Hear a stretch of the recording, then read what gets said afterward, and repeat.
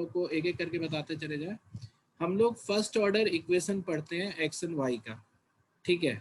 तो x and Y का जो इक्वेशन होता है, जैसे मान लो कि अगर हम बोले कि 3x + 5 = 0, ये हमारा, जैसे इसमें तीन चीजें होती हैं, इक्वेशन,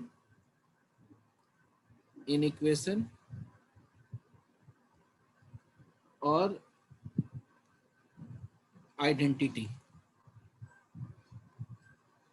ठीक है। ये तीन टर्म याद रखना। कोई भी अल्जेब्रिक एक्सप्रेशन जो है ना, कोई जो एक्सप्रेशन जो है, और इसी में एक एक्सप्रेशन भी लिख लो, चलो वो ज्यादा सही रहेगा।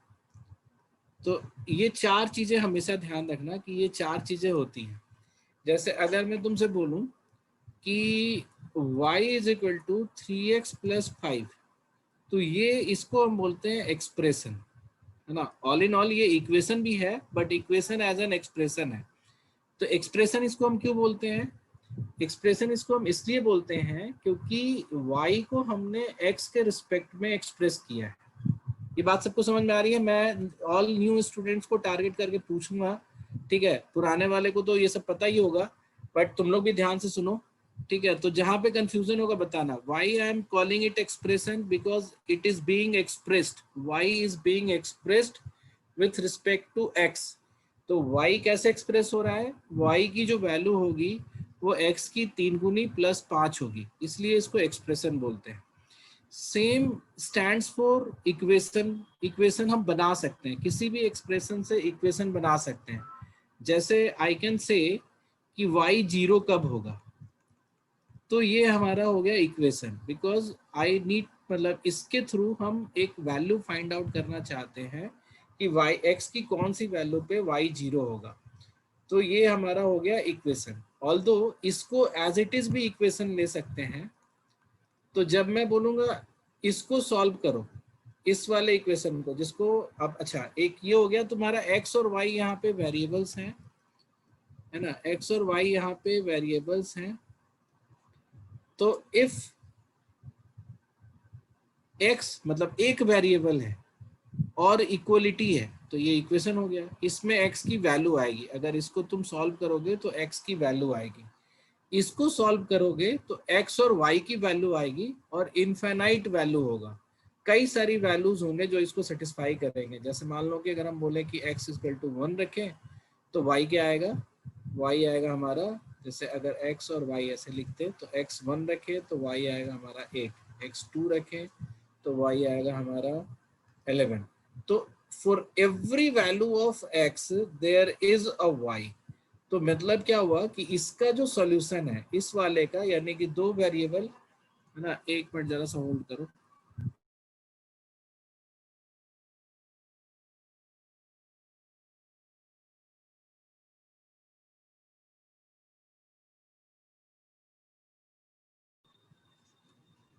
तो हमने क्या देखा कि जब दो वेरिएबल हैं और एक इक्वेशन, अच्छा ये ऑर्डर क्या होता है, जैसे इक्वेशन का ऑर्डर क्या होता है, जैसे यहाँ पे x का पावर 1 है तो इसको हम बोलते हैं फर्स्ट ऑर्डर का इक्वेशन, है ना। इसको हम बोलते हैं फर्स्ट ऑर्डर का एक्सप्रेशन, x का पावर 1 है तो फर्स्ट ऑर्डर का एक्सप्रेशन। इसको बोलते हैं हम फर्स्ट ऑर्डर का लीनियर इक्वेशन, ठीक है। लीनियर इक्वेशन क्यों बोलते हैं कि अगर हम इस वैल्यूज को कोऑर्डिनेट एक्सिस पे दिखाएं तो हमें एक लाइन मिल जाएगा। लाइन कैसे मिल जाएगा?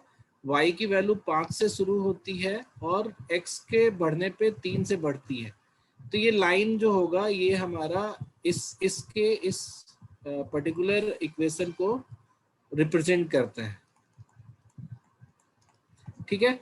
अब तुमको देखो, अब कई लोगों को, मतलब आउट ऑफ 16 कई लोगों को ये चीजें कई बार थोड़ा कंफ्यूजिंग लग रही होंगी, but when you go through the algebra lecture 1, या अगर आप वो देख कर आए हो तो आपके लिए बहुत आसान लग रहा होगा, ठीक है। तो how many of you have not visited or watched the algebra lecture 1 before it?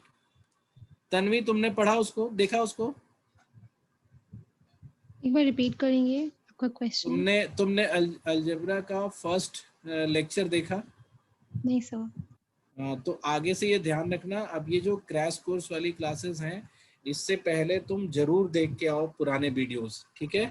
तो ये सब चीजें बहुत आसानी से तुम्हें समझ में आएगा। अदिति, तुम देख के आई? हाँ, तुमने तो बताया यस कि सर। तुमने 3 देखा है। अंकित, तुम देखे? हाँ सर मैं देख चुका हूँ। हाँ, तुमने तो क्लास भी अटेंड किया होगा ना पहले। हाँ सर उसी समय, हाँ हाँ, पहले। इसिता तुमने देखा? Yes sir. दिनेश? सर पहले का ही याद है, लास्ट ईयर वाला जो वैसे। नहीं, लास्ट ईयर वाला नहीं, देख के आना था तुमको। ठीक है सर, कान पकड़ो तुरंत। पकड़ लिया समझिए। सर। प्रज्ञा तुमने देखा? सर देखा तो नहीं बट समझ आ रहा है सर। हाँ ठीक है, नहीं लेकिन देख के आया करो ना, अच्छा रहेगा। तो हमारा तुमने चारों टर्म समझना है हम एक एक करके। ये एक्सप्रेशन हो गया, ये इक्वेशन हो गया। इक्वेशन में हमने पहले बोला एक वेरिएबल का, फिर दो वेरिएबल का।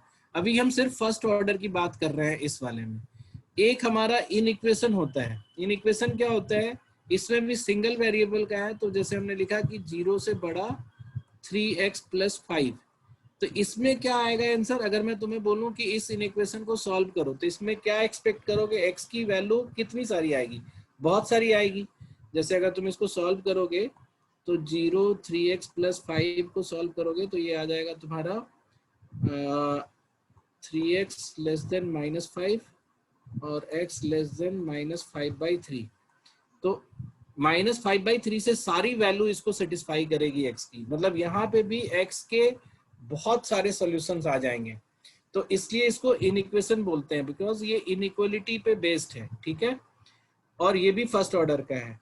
फिर इसी में अगर हम चाहे, इक्वेशन प्लीज एक बार फिर से रिपीट कर दीजिए। इनइक्वेशन में मैंने पहले एक वेरिएबल का इनइक्वेशन बताया। तो एक वेरिएबल का इनइक्वेशन बताया, मैंने बोला कि 0 इज ग्रेटर देन 3x + 5।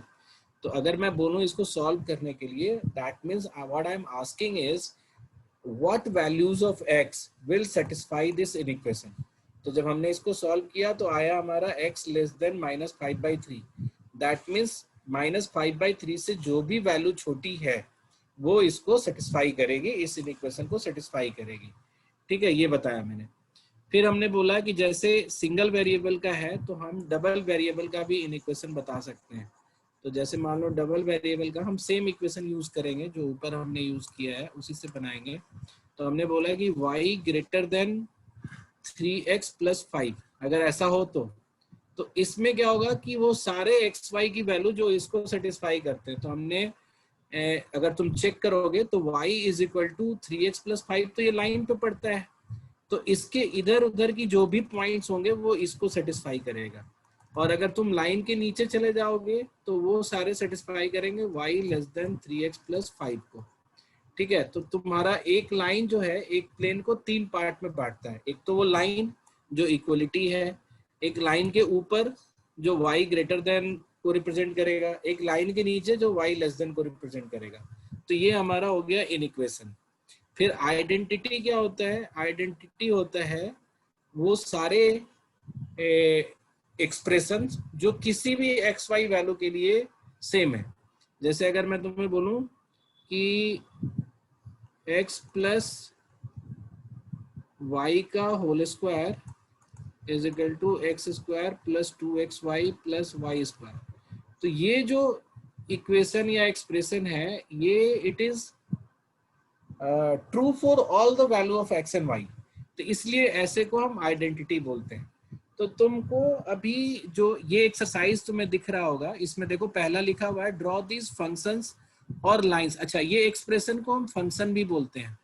कैसे हम बोलते हैं इसको फंक्शन? हमने बोला है y को, हमने बोला ये f x का फंक्शन है। मतलब y जो है x के से रिलेटेड है और वो रिलेशन कैसा है? 3x + 5। तो एक्सप्रेशन को ही हम फंक्शन बोलते हैं। ठीक है, तो उसको बस y को हम fx लिख देंगे तो एज ए फंक्शनल रिप्रेजेंटेशन हो गया।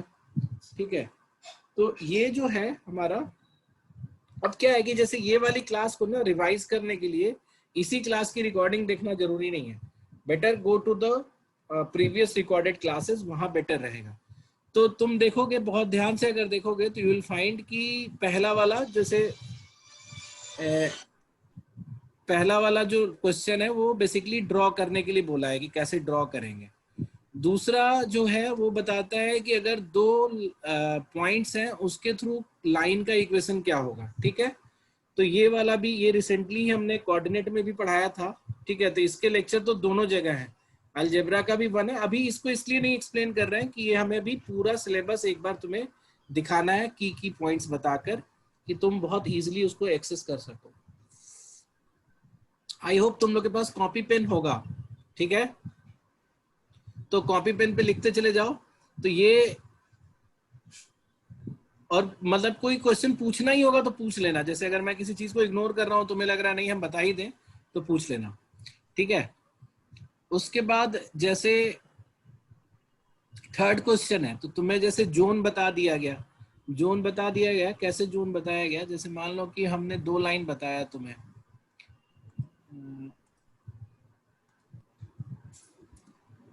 जैसे एक कोऑर्डिनेट एक्सिस लिया,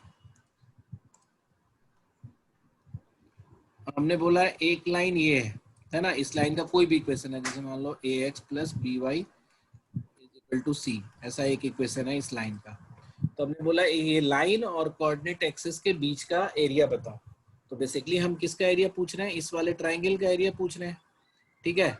तो ये तुम्हें परपेंडिकुलर पता ही है, तो ये वाला साइड निकाल लोगे C1, ये C2 निकाल लोगे, और एरिया इसका हो जाएगा half into C1 into C2।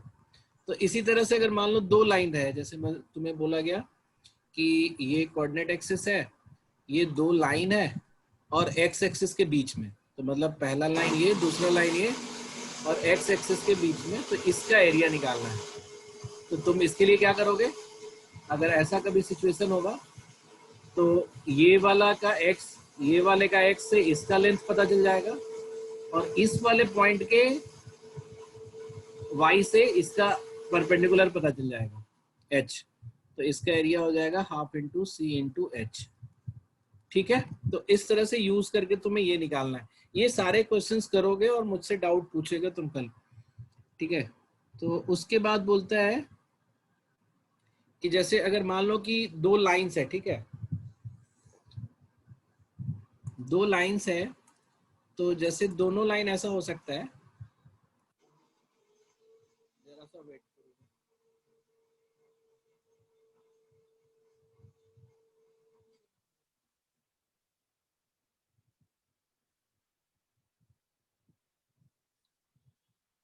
अगर 2 पैरेलल लाइंस है ना, तो इसका इक्वेशन हमेशा ऐसा होता है कि तुम अगर ध्यान दोगे तो ax plus B y is equal to C1, और इसका इक्वेशन होगा ax plus B y is equal to C2। तो अगर 2 पैरेलल लाइन है तो उसके इक्वेशंस का x और y का जो मल्टीप्लायर होता है वो सेम होता है। तो पैरेलल लाइन आइडेंटिफाई करने के लिए हमें क्या देखना होता है कि उन दोनों का, जैसे मान लो कि 2x plus 5y is equal to 10 मैंने लिखा, और मैंने लिख दिया एक और 4x plus 10y is equal to 5। तो हमने देखा कि थोड़ा सा इसको ध्यान से देखोगे तो इस वाले इक्वेशन को हम ऐसे लिख सकते हैं 2x plus 5y is equal to 5/2, यानी कि ये दोनों का मल्टीप्लायर सेम हो गया और तुम्हारा C1 और C2 में डिफरेंट है, यानी कि दीज 2 लाइंस आर पैरेलल। तो पैरेलल लाइंस है तो इनका कोई सॉल्यूशन नहीं होगा। जैसे इन दोनों को हम एक साथ सॉल्व करेंगे तो कहीं कट ही नहीं रहा। तो 2 कोई भी लाइन है तो या तो दोनों एक दूसरे को काटता है, यानी कि काटने का मतलब 1 सॉल्यूशन, या फिर पैरेलल होगा इस तरह से। तो पैरेलल का मतलब दे विल नेवर मीट, तो मतलब हो गया नो सॉल्यूशन और 0 सॉल्यूशन, ठीक है? या फिर 2 लाइन हो सकता है एक ही साथ कॉन्साइड कर रही हो, मतलब दोनों लाइन सेम है। तो जैसे अगर हम इसी की जगह यहाँ लिख देते हैं 4x plus 10y is equal to 20 लिख देते हैं, तो ये दोनों लाइन सेम हो जाता है, क्योंकि अगर हम इसका हाफ लेंगे तो 2x plus 5y is equal to 10 हो जाएगा, तो ये सेम ही लाइन हो गया। तो दोनों लाइन अगर सेम है तो एक दूसरे के ऊपर लाई कर रहे हैं, तो इनफाइनाइट सोल्यूशन हो जाएगा, मतलब कई जगह वो एक दूसरे को मिल रहे हैं। तो यहाँ पे यही करना था कि ये दोनों लाइन का जो पेयर दिया हुआ है क्वेश्चन नंबर 4 में, उसमें दोनों लाइन के पेयर के पे बताना था कि कितने सॉल्यूशंस होंगे, ठीक है? उसके बाद जो नेक्स्ट है वो हमने रिप्रेजेंटेशन का तुम्हें वो क्वेश्चन दिया हुआ है। रिप्रेजेंटेशन कैसा होता है? जैसे मान लो कि कभी हम ये रिप्रेजेंट करना चाहते हैं कोई, जैसे हमने बोला कि x ग्रेटर देन 7 रिप्रेजेंट करना चाहते हैं, तो इसको रिप्रेजेंट करने का तरीका होता है ऐसा कि x बिलोंग्स टू दिस, ये इसको बोलते हैं क्लोज इंटरवल, और सॉरी ओपन इंटरवल, इसको बोलते हैं क्लोज इंटरवल। ठीक है, तो जैसे मान लो कि अगर तुम्हें इसी चीज को अगर ऐसे लिखा होता, यही चीज अगर हमारा ऐसे होता कि x greater than equal to 7 होता, तो हम इसको ऐसे लिखते हैं, ये इन्फिनिटी मतलब ये वाला जो है 7 वाले को क्लोज कर देते हैं, और ये इन्फिनिटी तो हमेशा ओपन रहता है क्योंकि कुछ भी इन्फिनिटी के बराबर नहीं होता है। ठीक है, तो अगर मान लो कोई वैल्यू ऐसी है,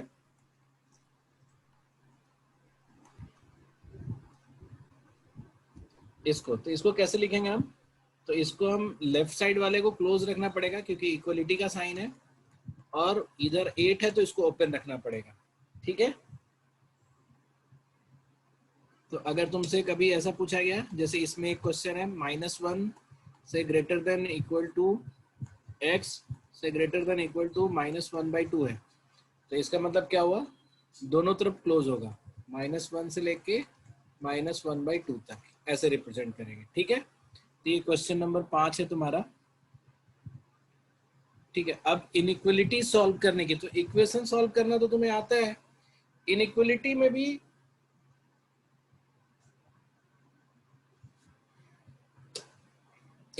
में भी तुमको ये ध्यान रखना है, बस एक ही चीज का ध्यान रखना है कि जैसे मान लो कि 5 जो है, लेट्स से हम एग्जांपल के साथ ही बता देते हैं पहले कि 5 इज ग्रेटर देन 2। ठीक है, ये सबको क्लैरिटी है ना क्लियर? तो अगर मैं माइनस साइन, माइनस से मल्टीप्लाई कर दूं दोनों तरफ, है ना, -1 से, तो क्या हो जाएगा? -5 और -2 हो जाएगा। तो अब कौन सा ग्रेटर हो जाएगा? -2 ग्रेटर हो जाएगा क्योंकि -5 छोटा है। तो जब भी किसी माइनस नंबर से हम दोनों को मल्टीप्लाई करते हैं तो एक साइन चेंज हो जाता है, अदरवाइज कभी चेंज नहीं होता। जैसे 5 ग्रेटर देन 2 है, तो अगर हम पॉजिटिव नंबर से मल्टीप्लाई करें या डिवाइड करें या ऐड करें या सब्सट्रैक्ट करें तो कोई फर्क नहीं पड़ेगा।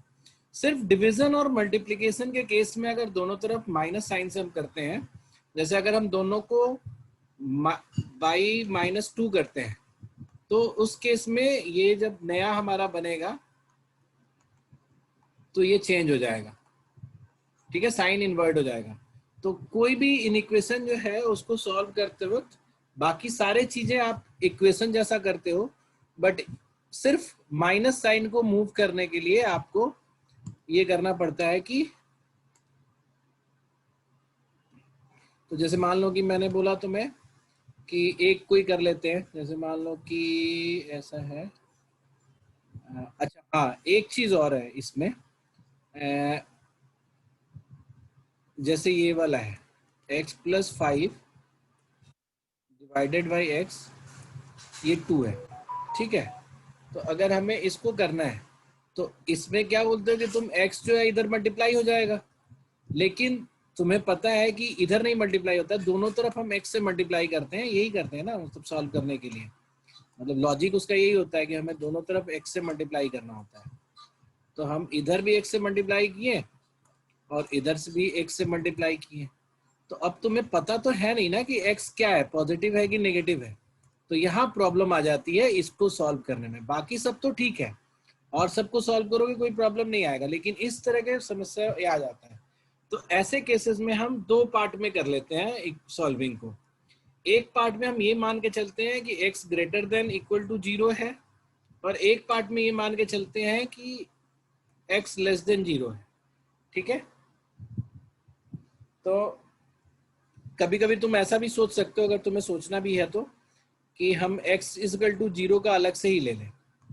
ठीक है, ऐसा हर बार जरूरी नहीं पड़ेगा, थोड़ा सा करोगे तो तुम्हें आइडिया मिल जाएगा कि एक हम x इक्वल टू 0 का भी ले लें। तो x ग्रेटर देन अगर 0 है तो हम आराम से इसको इधर लेके जा सकते हैं, साइन चेंज करने की जरूरत नहीं है। तो x+5 ग्रेटर देन 2x हो जाएगा, और फिर बाकी तो तुम इक्वेशन जैसा सॉल्व कर लोगे कि ये इधर आएगा तो x लेस देन 5 हो जाएगा। एक इक्वेशन ये बना। तो अब यहाँ पे प्रॉब्लम क्या आ गई, देखो जरा ध्यान से। हमने मान के चला था x ग्रेटर देन 0 है, बट सोल्यूशन क्या आया, x लेस देन 5। तो ये तुम्हारा मतलब ये हमारा कंडीशन है और ये हमारा सॉल्यूशन है। तो हम जो मान के चले थे कि x ग्रेटर देन 0 लेंगे और आ रहा हमारा x लेस देन 5, तो ये हमारा वैलिड सोल्यूशन नहीं है, तो ये सोल्यूशन नहीं मानेंगे। x इक्वल टू 0 पे तो ऐसे भी इंफिनिटी हो जाएगा, तो ये भी नहीं होगा, है ना। x इक्वल टू 0 पे 5/0 हो जाएगा। 5/0 क्या होता है, बोलो। 5/0 क्या होता है? Not defined, sir. Not define होता है। 0/0 नॉट डिफाइन होता है ना। 0/anything is 0। 5/0 क्या होगा, कोई बताओ मुझे, देखे कोई भी बच्चा, पक्का? Yes sir. ठीक है, तो इसमें हम इसमें बात ही नहीं कर सकते। तो x लेस देन 0 लेके चले, तो अब उस केस में तुमने क्या बोला था कि x अगर हम इधर ले आते हैं, माइनस मतलब निगेटिव हो गया ना x यहाँ, तो x को हम मूव कराएंगे तो हमें साइन चेंज करना पड़ेगा, तो x + 5 लेस देन 2x हो जाएगा। अब कई लोग बोलते हैं यहाँ माइनस साइन लगाओ क्योंकि x निगेटिव लिखा है, नहीं, हमने x को निगेटिव लिया इसलिए माइनस साइन लगाने की जरूरत नहीं है, वो निगेटिव है। अब इसको हम देखेंगे तो ये आ जाएगा तुम्हारा x ग्रेटर देन 5 आ जाएगा, ठीक है। अब x ग्रेटर देन 5 जो आएगा वो हमने जो लिया था x लेस देन 0 का, उसका तो उल्टा है, ये x ग्रेटर देन 5 आ गया, तो ये भी ये नहीं होगा, तो यानी कि इस इक्वेशन का कोई सॉल्यूशन नहीं है। बात मेरी समझ में आ गई? तो ऐसे केसेस में दिक्कत होता है तो तुम उसको दो पार्ट में उसको कन्वर्ट कर लोगे, ठीक है। तो ये तो थ्योरी वाली पार्ट हो गई कि इसको तुम ऐसे कर लोगे, बाकी तुम ये एक्सरसाइज करोगे, कोई दिक्कत आएगा तो हमसे पूछना, ठीक है। सर जो इसमें फर्स्ट वाला कंडीशन आया था x greater than 0 and x तो कंडीशन less than लिया 5, था मैंने, आया नहीं था, हमने लिया हाँ, था। मतलब हमने लिया x greater than 0 और हमारा सॉल्यूशन बना x less than 5, तो can it be like this कि 0 to 5 तक हमारे सॉल्यूशन हो, मतलब इनफाइनाइट सॉल्यूशंस ना हो, लिमिटेड नंबर। नहीं, एक बार फिर से बोलना प्लीज, मैं थोड़ा मिस कर गया दाना। सर जो हमारा सॉल्यूशन आया that is x less than 5 और हमने कंडीशन ली थी x ग्रेटर देन 0, तो 0 to 5 तक हमारे सॉल्यूशन हो सकते हैं, ऐसा हो सकता है लिमिटेड नंबर। नहीं, सॉल्यूशन बोल ही रहा है कि 5 से छोटा होना चाहिए, ठीक है। अच्छा, हाँ, एक मिनट यार, मैं जल्दी ठीक, ये मैं कैसे कर रहा हूँ, किसी और ने टोका भी नहीं इस बारे में। अरे x लेस देन 5 है और यहाँ x ग्रेटर देन 0 है, तो 0 से लेकर 5 तक तो सोल्यूशन होगा ही होगा ना। क्या नाम है तुम्हारा, क्या कौन है ये? तन्वी, प्रज्ञा, वेरी गुड। बाकी सब लोग सो रहे हैं यहाँ पे। निहाल, यस सर। सो रहे थे तुम? No, सौरभ, ध्यान नहीं दिए तुम भी? सब कहाँ गायब हो भाई? आक्सी, तुमने भी ध्यान नहीं दिया। ये हमने मतलब मेरे दिमाग में ये था कि नेगेटिव हो गया, ऐसा नहीं है। 5 से छोटा 0 तक तो नेगेटिव नहीं है ना, मतलब 0 तक तो पॉजिटिव है, तो 0 से लेके 5 तक का इसका सॉल्यूशन होगा। तो इसके सॉल्यूशन में हम लिखेंगे, हम यहाँ से, एक मिनट, इसके सॉल्यूशन, ये वाला तो नहीं होगा, ये तो बिल्कुल नहीं होगा। इसके सॉल्यूशन में हम कैसे लिखेंगे, ओपन में 0, 5, ये हमारा सॉल्यूशन होगा, ठीक है। तो ये ध्यान रखना, मतलब ये बाकी सब तो चीज ठीक है, यही वाला गड़बड़ कर दिया था मैंने जल्दी में। Aditi, yes sir. तुम्हें समझ में आया ये? हाँ सर। ठीक है। 0 भी मेरे हिसाब से होना चाहिए, लोग पैसे पता नहीं कैसे इन्फिनिटी बोल दिया। 5/0 देखो तो एक बार गूगल पे क्या होता है, ऐसे कंफ्यूज करते हैं ना लोग। अनडिफाइंड ही होता है, ठीक है, मतलब नहीं होगा, 0 वाले पे नहीं होगा। ठीक है, जो भी है सो ठीक है। तो अब आओ इधर में, अब ये जो इनइक्वालिटी है, दो वेरिएबल के जो इनइक्वालिटी है, उसको कैसे हम देखते हैं, उसको वैसे ही तुम्हें बताया ही है। जैसे एक लाइन है, जैसे y ग्रेटर देन 2x + 5, ऐसा y ग्रेटर देन 2x + 5, तो इसके कई सॉल्यूशंस होंगे एक्स वाई का जो इसको सेटिस्फाई करेगा। तो उसको हम कैसे विजुलाइज करते हैं, हम y = 2x + 5 को ड्रॉ कर देते हैं। तो y = 2x + 5 ड्रॉ करने का तरीका क्या है कि y को 5 से शुरू करेंगे और हर x पे 2 बढ़ाएंगे तो ऐसा हमारा लाइन मिल जाएगा। This line is y is equal to 2x plus 5। तो तुम ध्यान दोगे कि इस लाइन के एक तरफ y छोटा होगा 2x प्लस 5 से, एक तरफ y बड़ा होगा। तो चेक करने के लिए तुम क्या कर सकते हो कि किसी भी एक को लेके चेक कर सकते हो। जैसे मान लो कि मैंने ओरिजिन लेके चेक करना है, तो मैंने ओरिजिन का y 0 रख दिया और ओरिजिन का 0 यहाँ रख दिया, 2 इंटू 0 प्लस 5। तो अभी कौन सा बड़ा है? ये बड़ा है। यानी कि इस पूरे साइड में, मतलब इस लाइन के नीचे कोई भी पॉइंट ले लो, उसका एक एक्स वाई है, वो इसको सेटिस्फाई करेगा y less than 2x plus 5 को। ठीक है, और इस लाइन के ऊपर है ना, एक चेक कर लिया तो दूसरा वाला ऑटोमेटिकली कंफर्म हो गया। इस लाइन के ऊपर जितने भी पॉइंट्स हैं, इनफाइनाइट पॉइंट्स जो भी पॉइंट्स हैं, उन सबका एक एक्स वाई है और सारे का एक्स वाई जो है y greater than 2x plus 5 होगा। ठीक है, तो ये जो क्वेश्चन नंबर 7 है, ये सॉल्व द इनइक्वालिटी बेसिकली बोलता है। तो बोलता है सारे एक्स वाई की वैल्यू बताओ। तो सिंस दे आर इन्फिनिटी, तो आप सबको एक एक करके तो बता नहीं सकते, तो हम उसको रीजन के तौर पे रिप्रेजेंट करते हैं कि this region represents this and this region represents this inequality. ठीक है, तो रीजन का मतलब इस लाइन के नीचे। तो इसी में एक ट्रिक और है कि कभी तुमसे बोल दिया कि y जो है less than equal to 2x plus 5 बताओ, तो इसमें तुम क्या करोगे कि ये रीजन और इंक्लूडिंग दिस लाइन, तो इसको कैसे रिप्रेजेंट करते हैं हम बताते हैं तुम्हें। जैसे इंक्लूडिंग द लाइन अगर है तो हम इसको ऐसे करते हैं, जैसे ये हमारा कोऑर्डिनेट एक्सिस था ना, ये हमारा कोऑर्डिनेट एक्सिस था, तो ये डार्क लाइन को डार्क रखते हैं। और अगर एक्सक्लूडिंग द लाइन हो तो हम क्या करते हैं कि लाइन को बीच बीच से ब्रैकेट कर देते हैं कि लाइन नहीं लेना है, लाइन का रेफरेंस है बट लाइन नहीं लेना है। तो अगर हमने लाइन को डॉट डॉट से रिप्रेजेंट किया है, लाइन को डॉट डॉट से रिप्रेजेंट कर रहे हैं, लाइन को डॉट डॉट से रिप्रेजेंट कर रहे हैं, तो उस केस में मतलब कि लाइन का एग्जिस्टेंस नहीं है और इक्वलिटी है तो लाइन का एग्जिस्टेंस है। ठीक है, अच्छा, अब ये वाला क्वेश्चन नंबर 8 भी बहुत इंपॉर्टेंट है।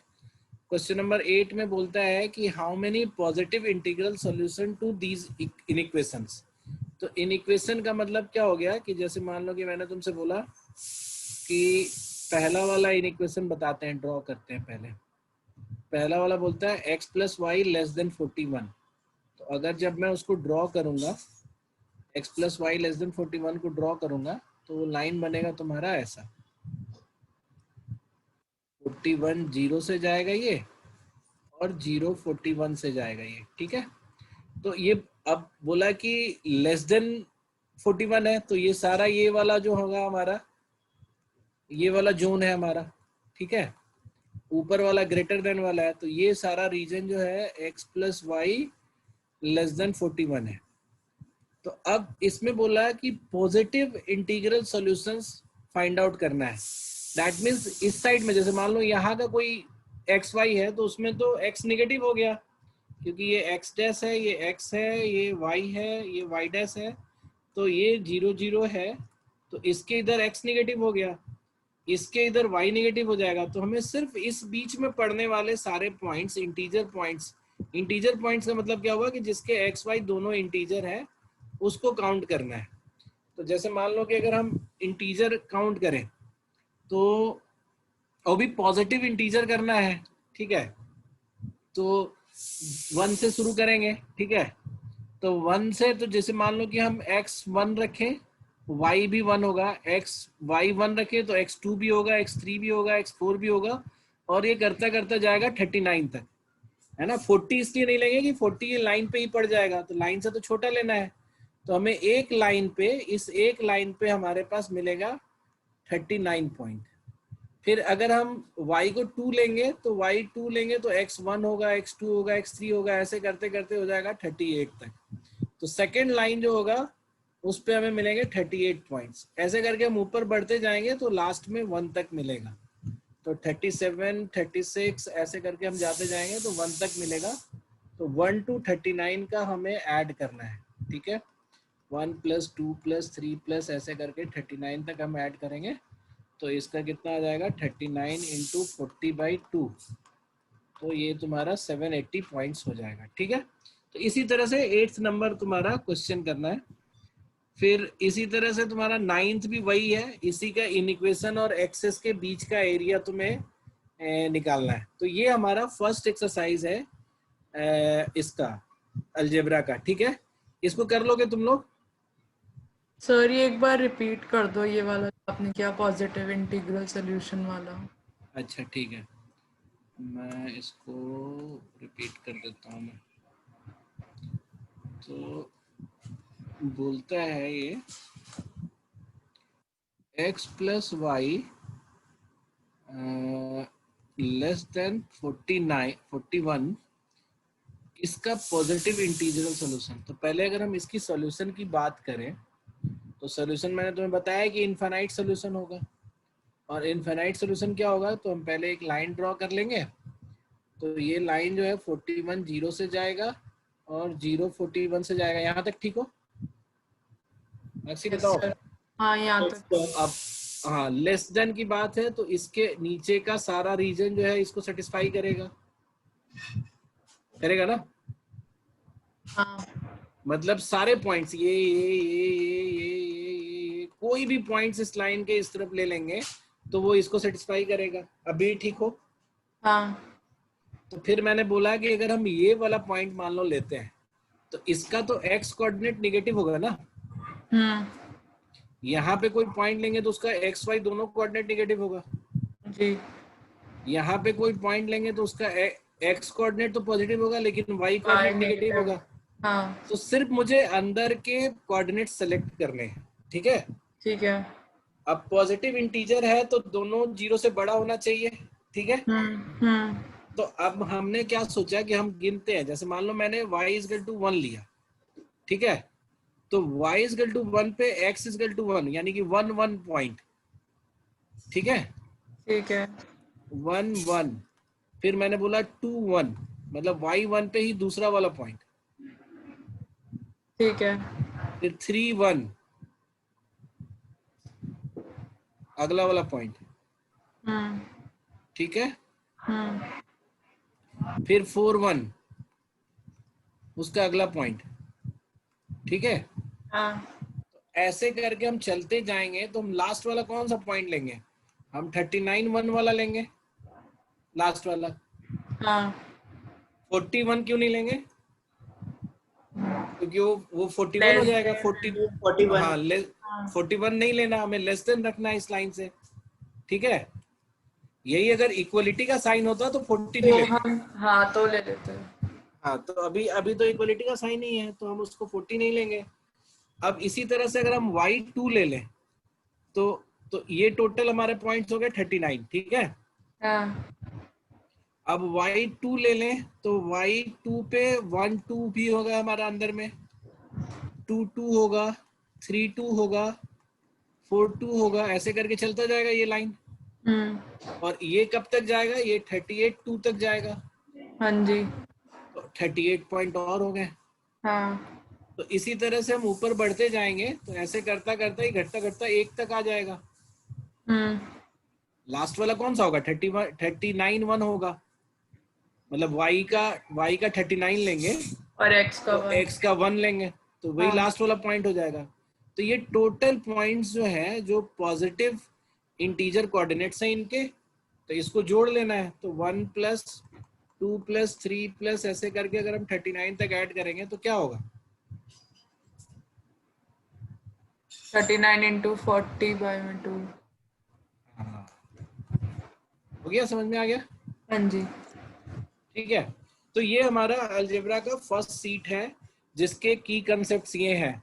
आप लोगों को इसमें कोई भी दिक्कत होती है तो अलजेब्रा का फर्स्ट और सेकंड लेक्चर देखोगे तो प्रॉब्ली उसमें सारी चीजें तुम्हें इसमें मिल जाएंगी, ठीक है।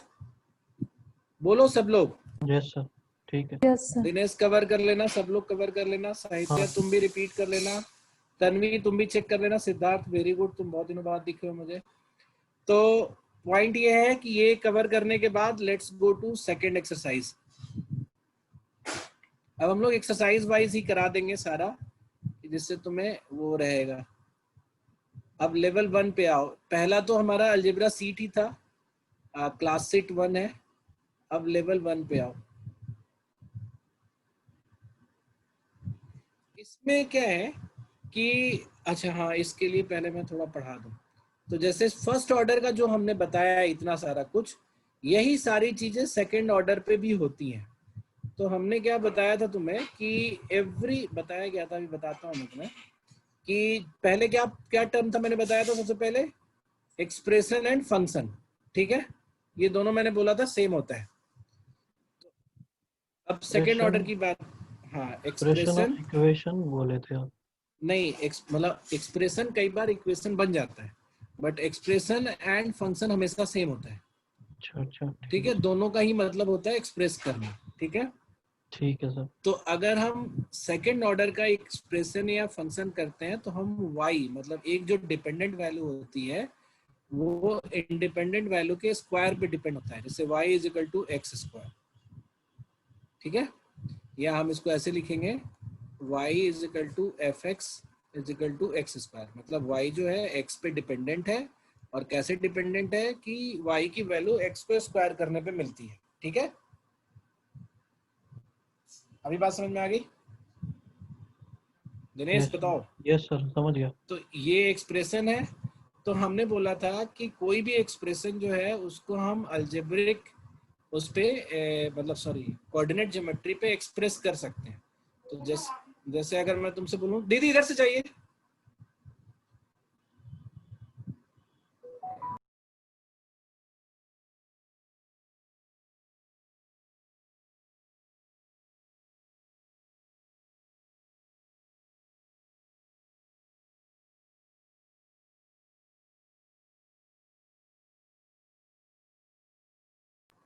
हाँ, तो मैंने क्या बताया था कि जैसे अगर हम इसमें x की वैल्यू 1 रखें तो y क्या आएगा, बताना। एक्स की वैल्यू 1 है तो वाई भी 1 आएगा सर। x की वैल्यू 2 रखेंगे तो y क्या आएगा, 4. 4। 4 आएगा। x की वैल्यू 3 रखेंगे तो y 9 आएगा। हाँ अच्छा, जी। x की वैल्यू एक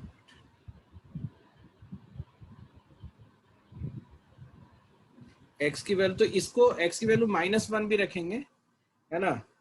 तो जैसे मान लो कि अगर हम x की वैल्यू तुमने बोला क्या हो गया इसको, x की वैल्यू 1 पे y 1 आ रहा है, x की वैल्यू -1 पे भी y 1 आएगा, है ना। तो इस तरह से x की वैल्यू 0 लेंगे तो y 0 आएगा। तो तुमने देखा क्या कि अगर हम इसको कोऑर्डिनेट एक्सिस पे x0 पे y0, x1 पे y1, x2 पे y4, -2 पे भी y4 आएगा। तो x3 पे y जो है 9 हो जाएगा, -3 पे भी 9 हो जाएगा। तो अगर हम इसको ड्रॉ करें तो ये ऐसा करके ऐसे एक पैराबोलिक कर्व बनता है। ठीक है, ये बहुत वो होगा, शार्प टर्म होगा। तो ये जो है इसका बेसिक कर्व है सेकेंड ऑर्डर के इक्वेशन का। ठीक है, तो बेसिक कर्व होने के, जरा सा रुक जाओ, होल्ड करो।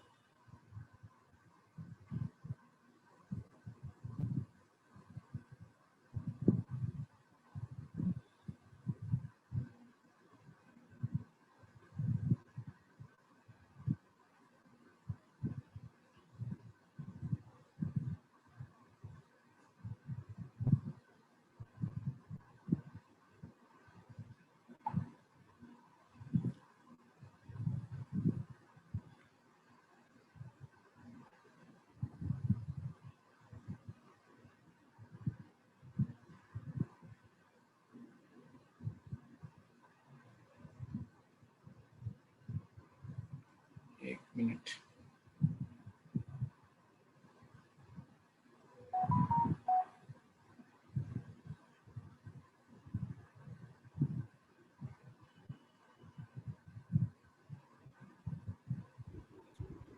सर बोलो। बस बस एक मिनट। तो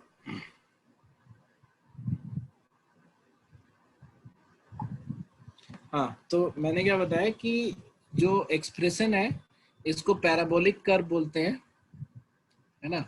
और ये तुमने ध्यान देके दिया होगा कि एक तरफ ऊपर उठेगा। तो जैसे अगर मान लो कि इसके ये जो है सबसे बेसिक तुम्हारा स्ट्रक्चर है एक एक्सप्रेशन का, जिसमें सेकंड ऑर्डर को हमने यूज किया।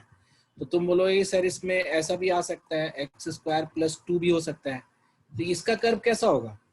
तो तुम बोलोगे कि सारी वैल्यूज, पास नहीं हो। हाँ सारी वैल्यूज 2 से बढ़ जाएंगी, यही सारी वैल्यूज। तो जो जो यहाँ और जीरोज वाली जो है वो 2 पे चला जाएगा, 4 वाली 6 पे चला जाएगा, 9 वाली 1 पे चला जाएगा। तो यही कर्व जो है ऊपर शिफ्ट हो जाएगा, ठीक है। तो इसको पैराबोलिक कर्व बोलते हैं।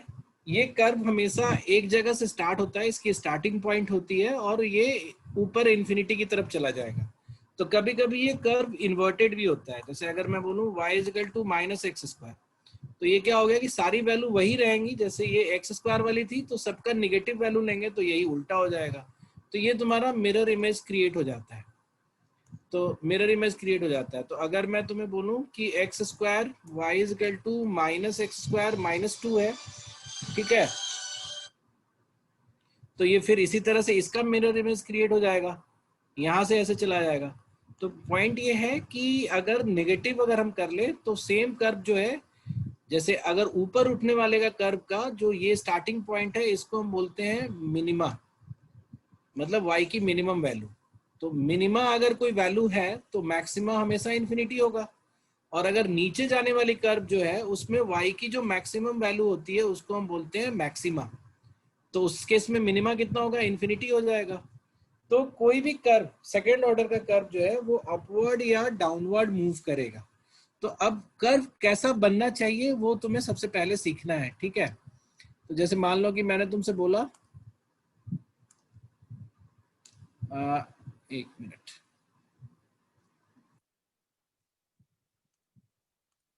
जैसे मैंने तुमसे बोला कि y is equal to x plus 2 का स्क्वायर, ऐसा इसको ड्रॉ करो। तो इसमें क्या हुआ कि x जो है 2 से बढ़ गया, तो मतलब 0 भी 2 से बढ़ जाएगा, माइनस 2 बढ़ के 0 हो जाएगा। तो y की वैल्यू 0 कब आएगी? जब x की वैल्यू क्या होगा? -2 होगा। तो ये कर्व जो है -2 से स्टार्ट होगा, सेम रहेगा, सेम मूवमेंट होगी, बट -2 से स्टार्ट होगा। तो यानी कि प्लस में है तो माइनस की तरफ शिफ्ट हो जाएगा। यही अगर मैं तुमसे ऐसे बोलता कि x -3 का होल स्क्वायर करो, तो इसका मतलब y की वैल्यू 0 कब होगा? जब x इक्वल टू 3 होगा। तो यही कर्व 3 से स्टार्ट होगा। तो ऐसा ये तुम्हारा x इक्वल टू -3 का हो गया।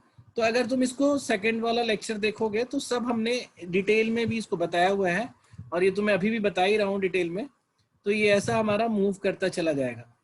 तो इसी तरह से अगर तुम देखोगे तो कोई भी क्वाड्रेटिक मतलब कोई भी सेकंड ऑर्डर का मैक्सिमम छेड़छाड़ हम क्या कर सकते हैं इस डेटा में? हम ये कर सकते हैं कि हम ये कर दे। अच्छा हाँ, एक चीज और, अगर y is equal to 2x square अगर कर दूं तो क्या फर्क पड़ेगा कर्व पे? तो तुम बोलोगे कि हर वैल्यू डबल हो जाएगी। जैसे मतलब y is equal to x square अगर ऐसा था, y is equal to x square अगर ऐसा था तो हर वैल्यू डबल हो जाएगी। तो 0 डबल होके 0 ही रह जाता है, लेकिन 1 डबल होके 2 बन जाता है, 4 डबल होके 8 बन जाता है, 9 डबल होके 18 बन जाता है। तो कर्व जो होगा वो थोड़ा सा श्रिंक हो जाएगा, जल्दी हाइट पकड़ेगा। तो ये जो है, जैसे नॉर्मल कर्व ये था तो ये श्रिंक होके ऐसा हो गया। तो अगर किसी पॉजिटिव नंबर से मल्टीप्लाई करते हो तो कर्व जो है पॉजिटिव और 1 से बड़ा, तो कर्व जो है वो श्रिंक हो जाता है। तो अगर हम y is equal to -2x square करेंगे तो बात वही हो गया, श्रिंक्ड होगा और नीचे की तरफ चला जाएगा श्रिंक होके। मतलब ये जो डिस्टेंस है ये श्रिंक होने लगता है। तो अब अगर हम तुमसे बोले कि ऑल चेंजेस एक बार में एकोमोडेट करके दिखाओ कि कितना चेंज कर सकते हो, तो तुम बोलोगे सर आप ऐसा कर सकते हो कि y को y इज इक्वल टू एक तो मल्टीप्लाई भी कर दिया, फिर x -3 भी कर दिया, और इसमें भी जोड़ दिया +2। इससे ज्यादा चेंज पॉसिबल नहीं है।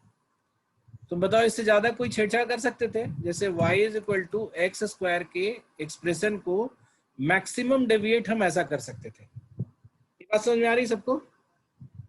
तो अब इसको अगर मान लो तुम्हें ड्रॉ करना है, इसको तुम्हें ड्रॉ करना है, तो कैसे कैसे हमने बताया सीखा है अभी।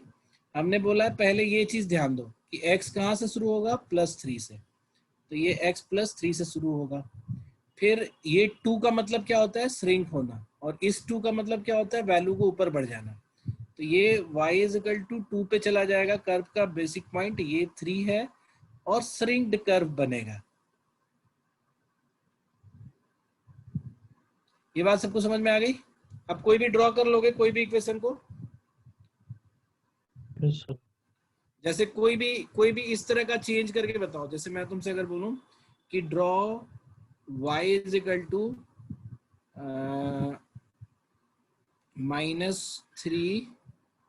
-3x + 2 का होल स्क्वायर +5, है ना। अगर मैं बोलूं इसको ड्रॉ करके बताओ, तो कैसे ड्रॉ करोगे?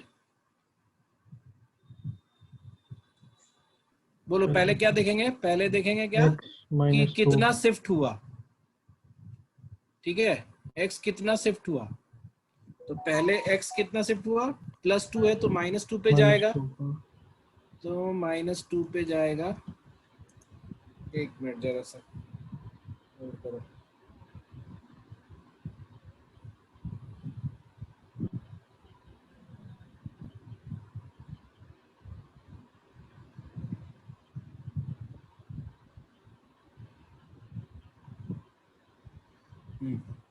तो -2 पे आ गया। फिर तुम्हें क्या पता चला कि -3 से मल्टीप्लाई हो रहा है, इसका मतलब क्या है, इन्वर्टेड होगा, ठीक है, कर्व नीचे की तरफ जाएगा। और +5 का मतलब क्या हुआ कि सारी वैल्यू +5 से बढ़ जाएगी, तो जो 0 पे वैल्यू है वो 5 हो जाएगी। तो अगर ये हमारा 5 है तो यहाँ से कर्व शुरू होगा, और ये 3 है, 3 का मल्टीप्लायर है तो श्रिंक होगा। तो देखो श्रिंक होके ऐसा बन जाएगा, ठीक है। तो यानी कि अब आपको ये कर्व खींचना आ गया, कोई भी इस तरह का। सुस्तिका तुमने ये देखा तो है पहले भी कि इसको कैसे ड्रॉ करते हैं। जैसे y = -3x + 2 का होल स्क्वायर +5 था, तो हमने +2 के हिसाब से -2 पे आ गए, इस +5 के हिसाब से +5 तक चले गए, फिर ये -3 के हिसाब से इन्वर्ट कर दिया माइनस के हिसाब से, और 3 के हिसाब से उसको श्रिंक कर दिया, तो ये हमारा कर्व बना। तो अब तुम बोलोगे कि सर हमने तो ऐसा नहीं देखा है, ये तो आप बता रहे हो ऐसा दिखता है क्वाड्रेटिक, आपने कैसा देखा है? आपने देखा है इस तरह का इक्वेशन, आपने देखा है ऐसा इक्वेशन, जस्ट अ मिनट, आपने देखा है y = 2x² + 8x + 9, इस तरह का इक्वेशन देखा होगा, है ना। तो और मैं, हाँ, तो इसको हम उस तरह से अपने वाले तरीके में बांट सकते हैं। कैसे बांटेंगे इसको? बांट करने कन्वर्ट कर सकते हैं। कैसे कन्वर्ट करेंगे इसको? आप यहाँ से 2 कॉमन ले लो, तो ये क्या बचेगा, x² + 4x बचेगा, ठीक है, +9। फिर इसको ना x + समथिंग का होल स्क्वायर में कन्वर्ट कर दो। तो कैसे कन्वर्ट करोगे इसको? x + x² × 2 × 2x कर देंगे, तो यहाँ पे 4 लिखेंगे। अब देखो हमने क्या किया, पहले से 9 था, अब ये हमने 2 × 4 एक्स्ट्रा ऐड कर दिया इसमें, तो वो क्या करना पड़ेगा, हमें हटाना पड़ेगा। अगर आप इक्वेशन में कुछ अपनी तरफ से ऐड कर रहे हो तो आपको हटाना भी पड़ता है, तो हम -8 हटा देंगे, ठीक है। तो ये मेरा बन गया 2x + 2 का होल स्क्वायर +1, कन्वर्ट हो गया। ये बात समझ में आ गई? कन्वर्ट हो गया, बोलो। Yes sir. ठीक है, अब कन्वर्ट हो जाने की वजह से अब आपको ड्रॉ करना आसान हो गया। ड्रॉ कैसे करते हैं हम ड्रॉ ऐसे करेंगे, x + 2 का मतलब हो गया ये -2 तक आएगा, +1 का मतलब हो गया +1, यानी y में +1 ये बढ़ जाएगा, ठीक है, और 2 का मतलब हो गया श्रिंक, और पॉजिटिव है यहाँ पे यानी कि अपवर्ड जाएगा, तो थोड़ा सा श्रिंक होके ऐसे जाएगा, तो ये हमारा कर्व बनेगा ऐसा। तो इसमें फायदा क्या होता है कि अगर मैं तुम्हें ये एक्सप्रेशन देख के पूछता कि इसका मैक्सिमा होगा कि मिनिमा, मैक्सिमा और मिनिमा, तो तुम तो यही देख के बता सकते थे, क्योंकि एक्स स्क्वायर में प्लस मल्टीप्लायर है तो ये हमेशा ऊपर की तरफ जाएगा, तो इसकी एक मिनिमा वैल्यू होगी। ठीक है, ये बता दोगे तुम किसी भी इक्वेशन को देख के। जैसे अगर मैं लिख रहा हूं 3x square minus 18x plus 20, मैं बोलूंगा इस एक्सप्रेशन का मैक्सिमा होगा या मिनिमा, तो तुम क्या बोलोगे? मिनिमा। क्यों? मिनिमम। क्योंकि +3 है तो यानी ऊपर जा रहा है, तो ऊपर जा रहा है तो इसकी एक मिनिमम वैल्यू होगी। लेकिन तुमसे पूछूंगा कि मिनिमम वैल्यू क्या होगा, y का मिनिमम वैल्यू क्या होगा, तब तुम इस इक्वेशन को देख के नहीं बता सकते, लेकिन इस इक्वेशन को देख के बता सकते हो। इस इक्वेशन को देखते तुम्हें पता चलता है कि y 1 से शुरू होने वाला है, तो मिनिमम वैल्यू ऑफ y जो होगी 1 होगी। तो यहाँ का इक्वेशन का सीधा सीधा y मिनिमम जो है वो हम 1 बता देंगे। तो कई एग्जाम में कई बार तुमसे ना डायरेक्ट पूछता है, किसी क्वाड्रेटिक एक्सप्रेशन को दे के पूछेगा कि इसका मैक्सिमा या मिनिमा वैल्यू बताओ, तो आप बड़े आराम से उसको कन्वर्ट कर दो, कन्वर्ट करके जो वैल्यू एक्सटेंशन में है वही तुम्हारा मैक्सिमा या मिनिमा वैल्यू होगा। और ये भी पूछेगा कि मैक्सिमा होगा या मिनिमा, तो वो तो तुम इसके साइन से बता सकते हो कि एक्स स्क्वायर का जो मल्टीप्लायर है उसका साइन क्या है। ठीक है, तो ये जो है हमारा, अगर मान लो इस केस में मैंने तुम्हें बोला कि इस केस में क्या होगा, तो इसको भी हम चेंज कर लेंगे। तो इसको हम चेंज करेंगे तो ये तुम्हारा एक्स स्क्वायर माइनस 6x है, तो इसको 2 × 3 में लिख देंगे, तो ये तुम्हारा 9 हो जाएगा। प्लस 20 है तो माइनस 27 करना पड़ेगा, क्योंकि 3 × 9 27 होता है। तो ये तुम्हारा -7 आ जाएगा यहाँ पे, और -7 होने का मतलब कि जो मिनिमा वैल्यू होगी वो -7 होगी। तो तुम सीधा ये बता सकते हो मिनिमा, और किस वैल्यू पे मिनिमा आएगा वो भी बता सकते हैं। जैसे मैं बोलूँ कि ये y मिनिमम कब आएगा, तो तुमने क्या देखा, y की वैल्यू शिफ्ट होके कहाँ चली गई है, सॉरी x की वैल्यू शिफ्ट होके कहाँ चली गई है, -2 पे। तो यहाँ पे अगर +2 है तो -2 उसका मिनिमम वैल्यू होगा। ये बात समझ में आ रही है सबको? Yes sir. थोड़ा जल्दी जल्दी हम बता रहे हैं क्योंकि वो तुम्हें वो भी करना है, उसको रिवाइज भी करना है तुम्हें। ठीक है, तो तुम रिवाइज करके जब डाउट पूछोगे ना तो सेम चीज हम वहां बताएंगे तो ज्यादा समझ में आ जाएगा। तो ये सारा क्वाड्रेटिक एक्सप्रेशन वाली बात हो गई। ठीक है, इसी में जो हमारा नॉर्मल और कन्वेंशनल तरीका है इसको सॉल्व करने का, वो ऐसे है कि एक मिनट, हमारा जो कन्वेंशनल तरीका है सॉल्व करने का, वो ऐसे है कि अगर कोई इक्वेशन है y = ax² + bx + c, अगर ये है तो इसका जो सॉल्यूशन होगा, मतलब इसका रूट बोलने का मतलब कि y 0 कब होगा, मतलब इस एक्सप्रेशन को अगर हम इक्वेशन में बदल दें y 0 करके, तो अगर ax² + bx + c है, ax² + bx + c है 0, तो इसका जो रूट होगा वो क्या होगा, मतलब x की 2 वैल्यू होगी जो इसकी रूट होगी, तो वो तुम्हारा हो जाएगा -b ± √4ac / 2a। मतलब ये एक वैल्यू नहीं है, 2 सर वो वैल्यू। b² - 4ac होगा ना? हाँ सॉरी, एक मिनट, इसको एक चीज, इसको दोनों ही करेक्ट कर देता हूँ एक ही बार में।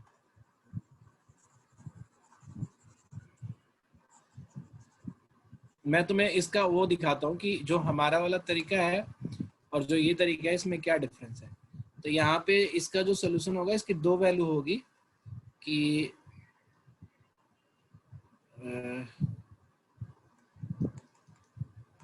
ये क्या था, b² प्लस सॉरी माइनस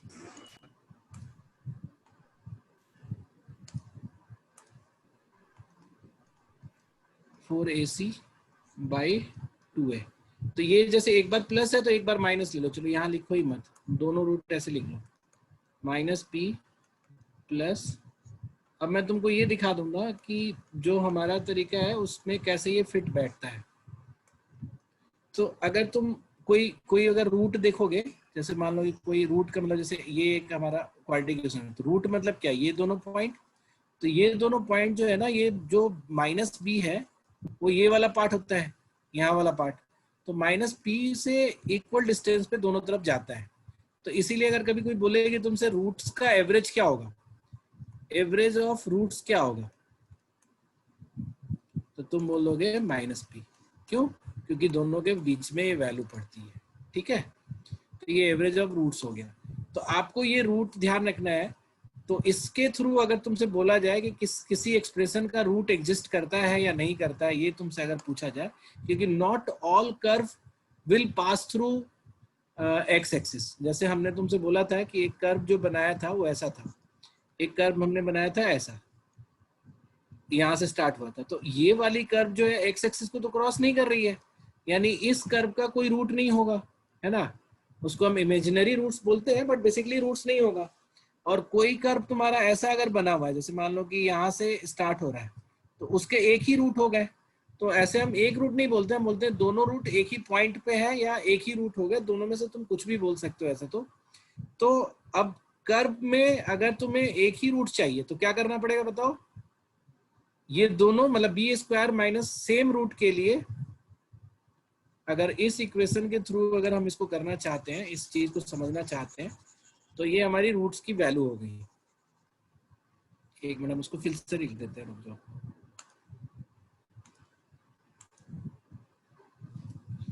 जो हमारा रूट्स का वैल्यू था वो क्या था? y = ax² + bx + c। तो रूट्स की वैल्यू है एक -b plus √b² - 4ac divided by 2 है, और एक -b minus √b² - 4ac by 2 है। तो अगर तुम्हारा b² - 4ac, इसको डिटर्मिनेंट बोलते हैं, ठीक है, किसी भी रूट के लिए इसकी वैल्यू d होती है। तो d = b² - 4ac हो गया। अगर d जो है d = 0 है तो दोनों रूट सेम हो जाएगा। सेम कितना हो जाएगा दोनों रूट? -b/2a हो जाएगा, ठीक है। अगर d > 0 है तो आपको दो रूट्स मिलेंगे। अगर d परफेक्ट स्क्वायर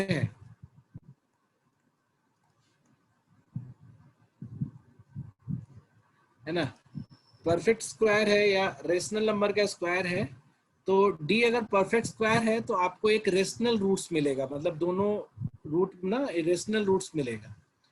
और अगर d जो है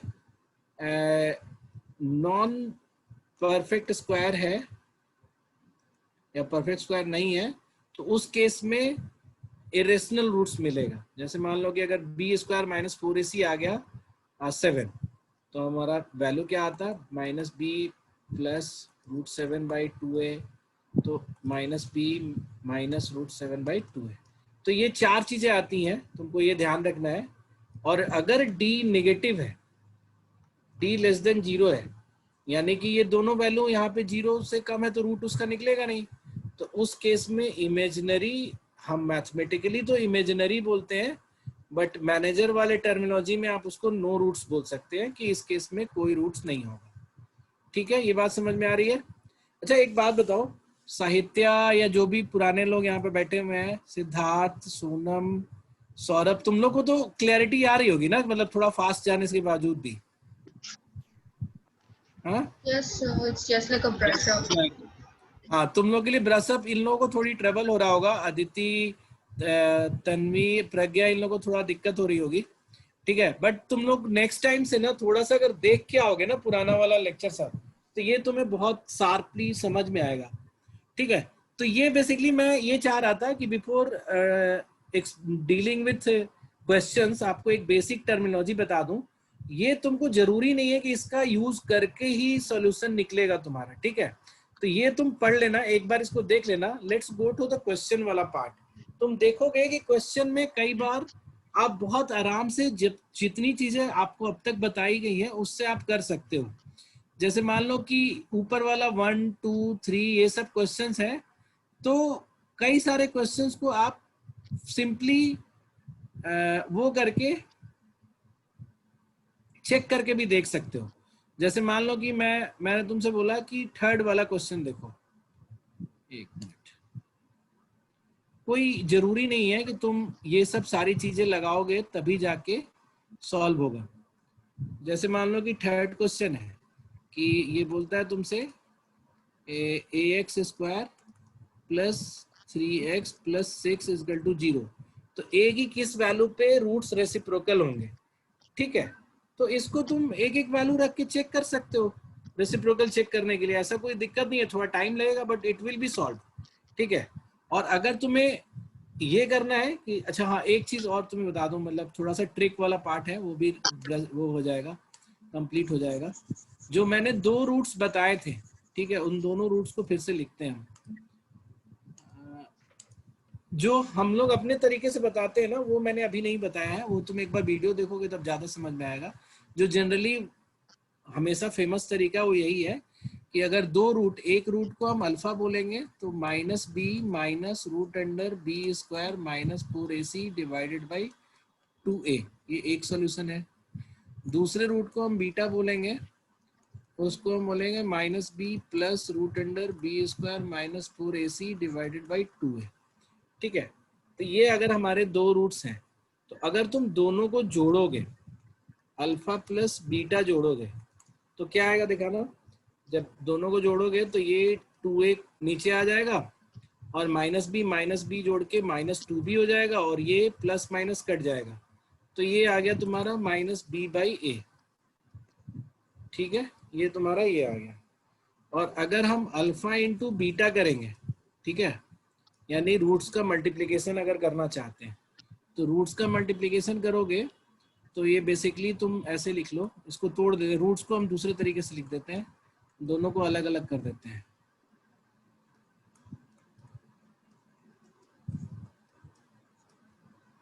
एक अल्फा और सर, बीटा को भी, a माइनस बी की फॉर्म में होगा। हाँ हाँ वही एग्जैक्टली वही करना चाह रहा हूँ मैं।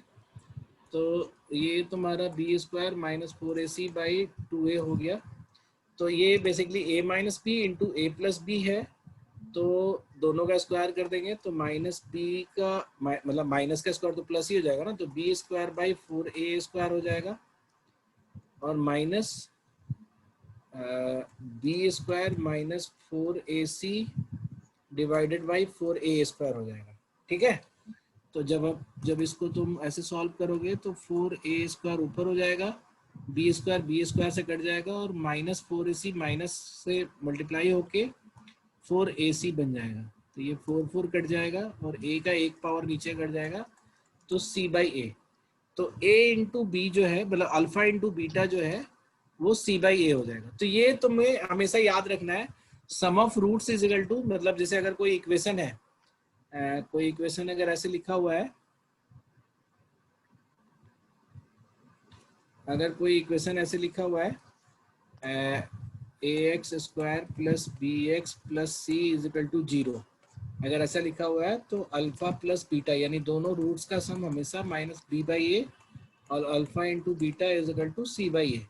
तो इसको थोड़ा सा ध्यान रखोगे तो ये सब क्वेश्चन बड़े आराम से बन जाएंगे। ठीक है, तो जैसे अगर दोनों रेसिप्रोकल हैं एच अदर के तो अल्फा इंटू बीटा क्या होना चाहिए, 1 होना चाहिए ना, बोलो। अगर Yes. यस हाँ रेसिप्रोकल है तो अल्फा इंटू बीटा, तो यानी कि c बाई ए 1 होना चाहिए। और इस इक्वेशन में c कितना है, 6 है। इस इक्वेशन में अगर तीसरा वाला इक्वेशन तुम देखो तो c इज इक्वल टू 6 है, तो 6 बाई ए जो है ये 1 है, तो a इज इक्वल टू क्या होगा, 6 ही हो जाएगा। तो बहुत सिंपल ही होता है, लेवल 1 का एक्सरसाइज है, थोड़ा मेहनत करोगे तो हो जाएगा। ठीक है, तो 1 मिनट इसमें हम आगे बढ़ते हैं थोड़ा।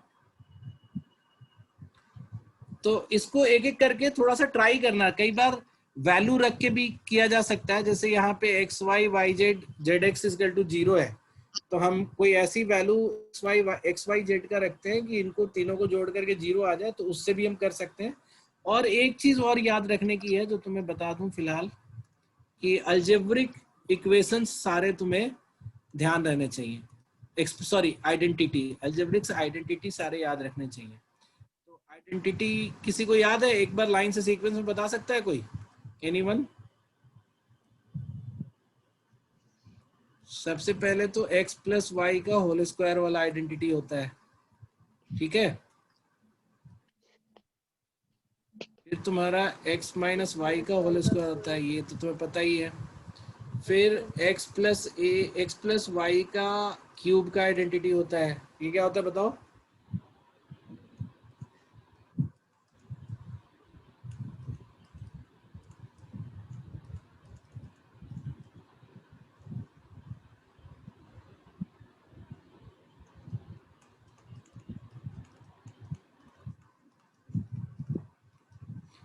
तो बताओ इसको कैसे करेंगे? X cube plus Y cube plus 3xy x plus Y, ये X cube plus Y cube minus 3xy into x minus y.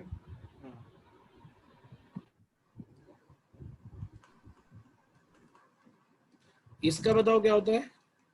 ये होता है x माइनस वाई, मैं लिख देता हूँ, तुमको याद नहीं होगा लग रहा है, वाई स्क्वायर। और इसका होता है x plus y x square minus x y plus y square. ये याद रखना, ये माइनस वाला है तो यहाँ प्लस साइन में होगा, ये प्लस वाला है तो माइनस साइन में होगा। ये 3 फॉर्मूला और एक फॉर्मूला ये होता है x square plus y square plus z square minus 3x x cube y cube z cube minus 3xy z is equal to x plus y plus z into x square plus y square plus z square minus x y minus y z minus z x. ये जो 3 है, 1 2 3 और 4, इन चारों को हम factor formula बोलते हैं। ठीक है, इसको फैक्टराइजेशन में हम यूज करते हैं और इसका एप्लीकेशन हम कई बार करते हैं, तो तुमको ध्यान रखना होगा इसको। ठीक है, तो ये वाला जो है इसको भी ध्यान रखना। तो इस वाले क्वेश्चन में भी तुम थोड़ा इसको यूज कर सकते हो। तो ये अब जैसे तुम बोलोगे सर ये वाला कैसे करेंगे, क्वेश्चन नंबर 5 है ना, तो you don't have to learn everything to do questions. जैसे अगर तुम थोड़ा सा ध्यान दोगे तो व्हाट यू विल फाइंड,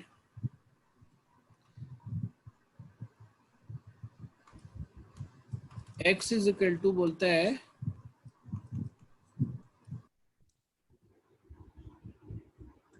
तुमको वो वाला भी तरीका, ओरिजिनल तरीका भी बताना चाहता हूँ और मैं तुमको जुगाड़ भी बताना चाहता हूँ, क्योंकि मेनी ऑफ द टाइम्स जुगाड़ वर्क्स अ लॉट।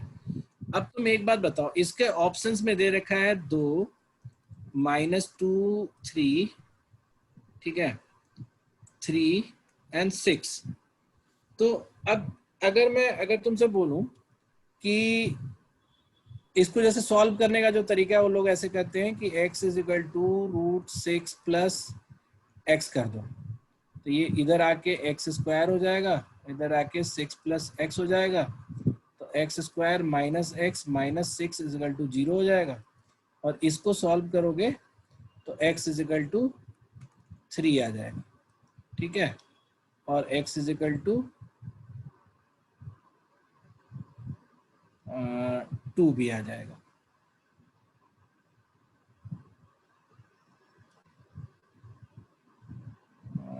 क्या बोलते हैं, -2 भी आ जाएगा। ठीक है, तो पता है ना तुमको इसको कैसे सॉल्व करते हैं, मिडिल टर्म स्प्लिट करोगे तो x square minus 3x plus 2x plus minus 6 equal to 0 होता है, तो ये x माइनस 3 और x प्लस 2, तो ये तुम्हारा x माइनस 3 और x इज इक्वल टू 3 और x इज इक्वल टू -2 तुम्हें मिलेगा। ठीक है, तो अब मेरा पॉइंट क्या है कि -2 तो तब मिलता ना जब अंदर का नंबर, जैसे -2 का स्क्वायर करेंगे तो, एक मिनट,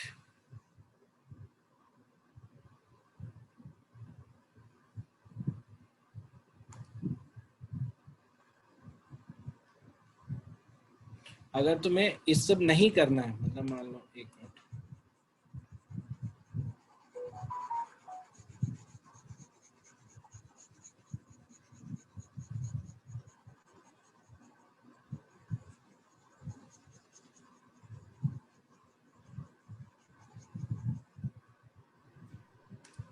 अगर इसमें नहीं करना, तुम अगर ध्यान से देखोगे तो ये 6 का मतलब क्या होता है, √6। अगर केवल इतना ही रहता मान लो, तो इसकी वैल्यू क्या होती, 2 से ज्यादा होती और 3 से कम होता, ये तो तुम्हें पता चल ही रहा है। ये समझ में आ रहा है तुम लोग क्या कह रहा हूं मैं, कि अगर हम केवल √6 निकालते हैं तो 2 से ज्यादा 3 से कम वैल्यू आता। फिर अगला अगर हम करेंगे फिर से 6 लिखेंगे तो इसकी वैल्यू भी 2 से ज्यादा और 3 से कम आएगी यहाँ पे, ठीक है। तो यानी कि जो 6 में जुड़ रहा है वो 2 से ज्यादा 3 से कम में जुड़ रहा है, मतलब ये यहाँ पे 6 को तुम्हारा 9 से कम रखेगा और 8 से ज्यादा रखेगा। मेरी बात समझ में आ रही है? तो अगर हम पूरे वैल्यू को देखें तो और भी इसमें अगर ऐड कर रहे हैं तो ये basically it's reaching to a point जो 9 के क्लोज है, मतलब 6+ वाले में। तो अगर ध्यान दोगे तो ये ऐसा पड़ जाएगा तुम्हारा x = √6+, अगर हम पूरे को वैल्यू को अगर 3 से रिप्लेस करते हैं, जैसे x को हम 3 मान लें तो ये 3 हो जाएगा, तो x = √9 हो जाएगा, और √9 का मतलब 3 होता है। तो इसकी जिसका जो आंसर होगा वो 3 होगा, ठीक है।